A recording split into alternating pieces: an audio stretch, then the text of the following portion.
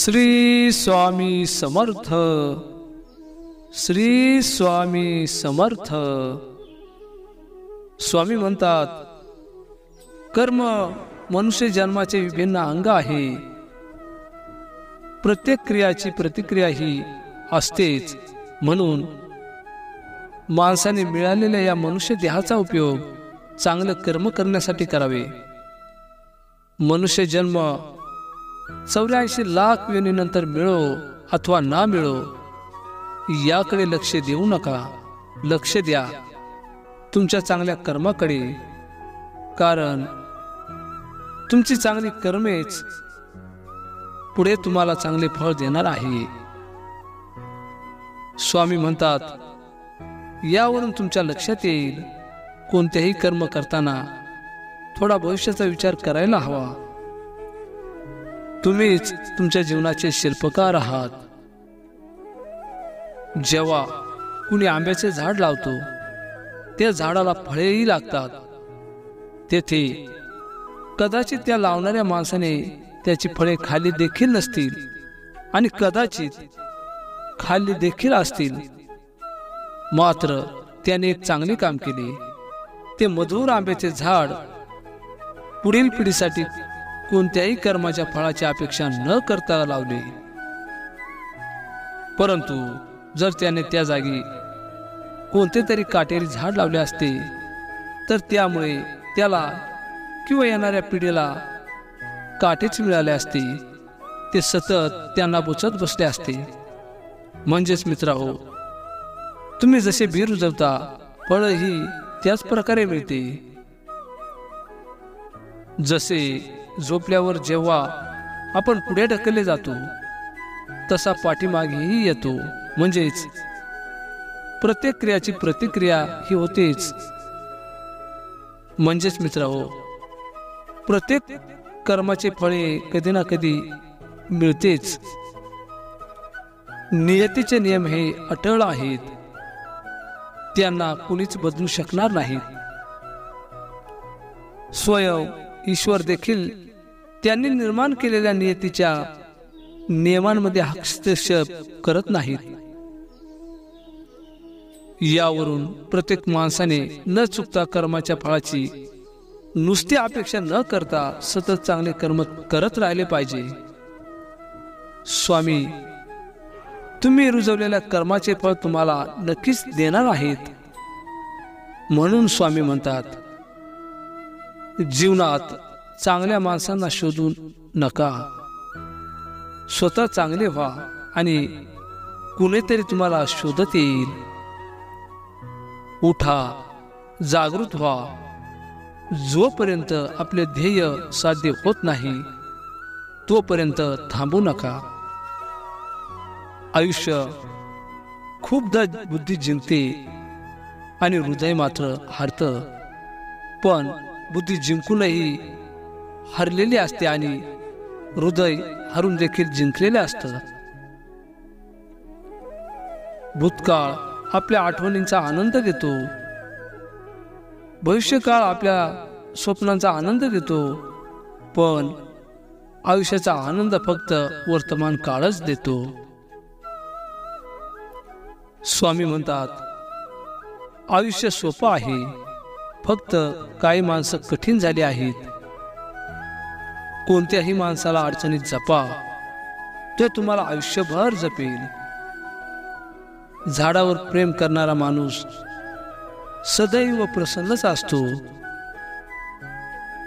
निष्ठेने आपले कर्मे जी करतात ते परमेश्वराच्या विकसत्वाला अनुसरून उन्नती पावतात।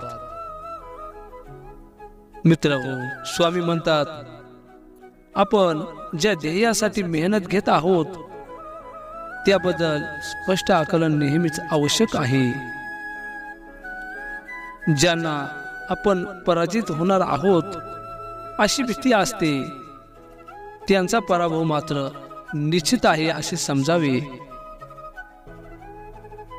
समुद्रातील तुफानापेक्षा मनातील वादळे अधिक भयानक असतात।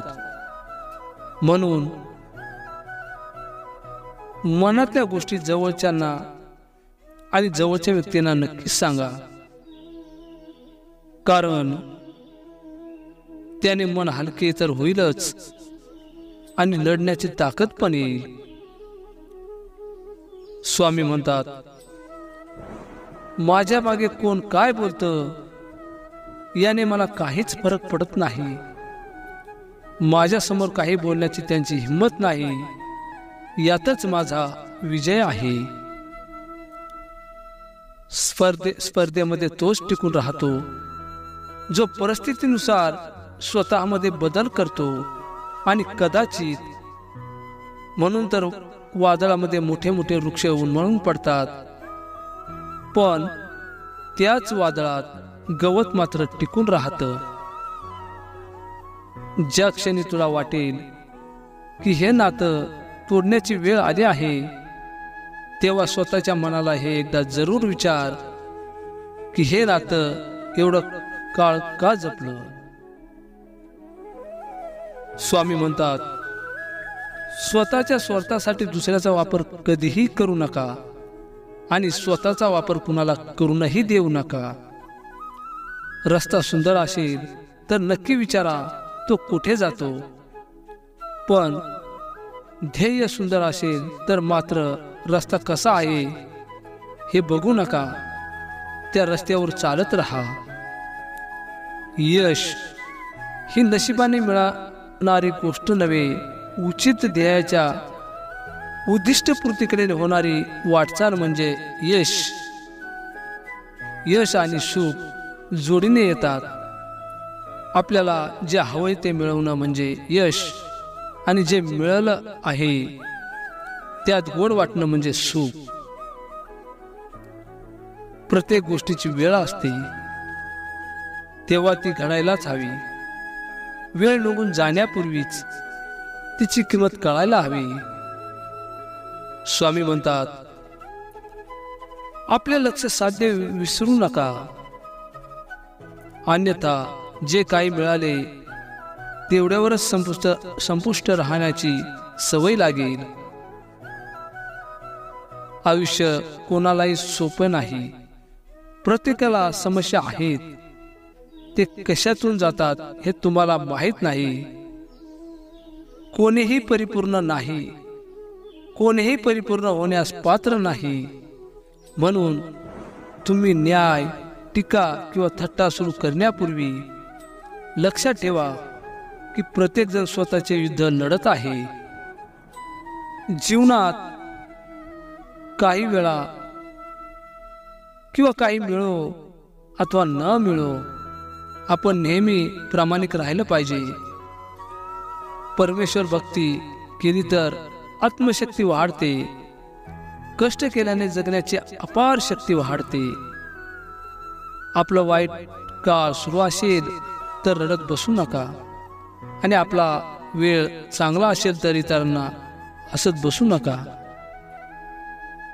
आयुष्याच्या प्रवासात ना वेगवेगळी लोक भेटतात, आणि या आयुष्याच्या प्रवासात मात्र आपल्याला खरंच वेगवेगळे लोक भेटतात.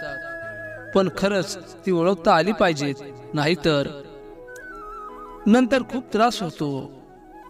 प्रत्येक दगडात जर देव शोधत बसला तर पायरी कधीच बनली नसती.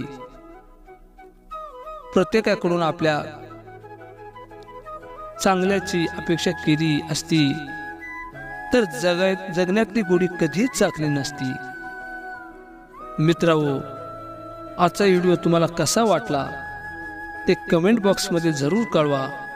याशिवाय तुम्हाला श्री स्वामी समर्थांनी दिलेले हे विचार अधिकाधिक लोकांपर्यंत पोहोचवायचे असतील आणि लोकांचे भले करायचे असेल तर हा भक्तिभूमी चॅनल तुमच्या प्रियजनांसोबत किंवा व्हॉट्सअप सारख्या सोशल मीडियावर लगेच शेअर करा, लाईक करा, सबस्क्राईब करा आणि कमेंटमध्ये श्री स्वामी समर्थ लिहायला विसरू नका. श्री स्वामी समर्थ. भिवू नकोस, मी तुझ्या पाठीशी आहे, मी तुझ्या पाठीशी आहे.